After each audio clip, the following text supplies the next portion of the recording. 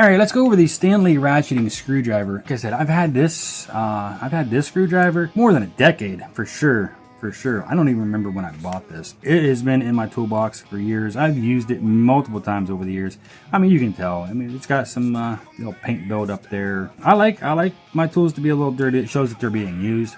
Doesn't if they look pristine, then clearly I don't know anything because I'm not using my tools. So the dirtier the tool looks, in my opinion, more I look like I know what I'm doing. I don't know. Maybe you guys don't feel the same way. It's a ratcheting screwdriver. All right, so right here you're going to notice you have a selector bit or a selector thing here all the way up. It's going to cause you to rotate counterclockwise, ratchet clockwise. Okay, pretty simple, pretty easy. In the middle,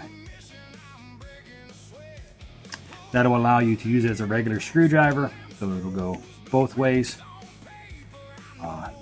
Kind of defeats the purpose of having a ratcheted screwdriver, but it's okay. You can do you. If you push the nub all the way to the bottom, now you can go clockwise and then ratchet counterclockwise. So makes it nice and easy for whenever you're trying to get a screw into a wall or into a piece of wood or a project, or to even take one out, because it is so much easier just to ratchet it as you go.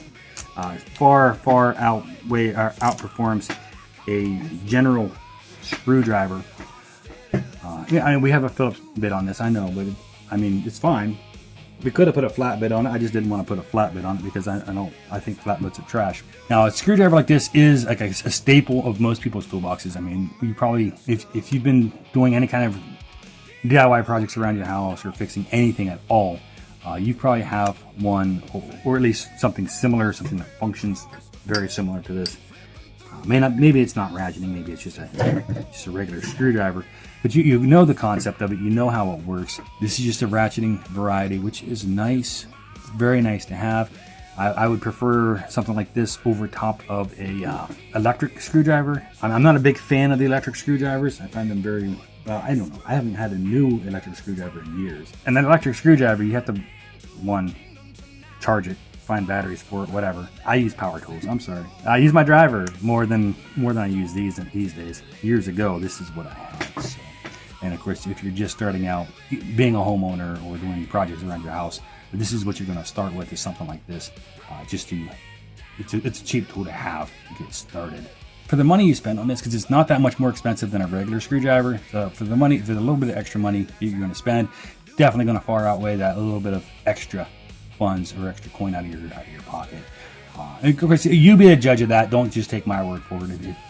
If that extra $2, $3, $4, whatever it is, I'm not even sure what these cost nowadays. But I know when I bought it, it was like $2 or $3 more than a regular screwdriver, and I was like, but I can change bits on it, which means it used as multiple different screwdrivers, and it can ratchet. And I was like, yeah, it's worth the extra dollars. That was my opinion then. Still my opinion, but yeah, you might have a slightly different opinion.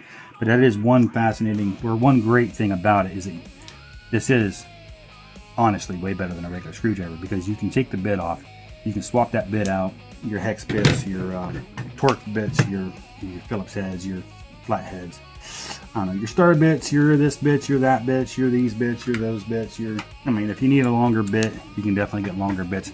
And these things, you can get bit kits like these for real cheap, and then boom, you've just made this screwdriver worth 20, 30, 40, 50 other screwdrivers. Back in my day, that was pretty much common to have the regular screwdrivers, but today's world, not so much.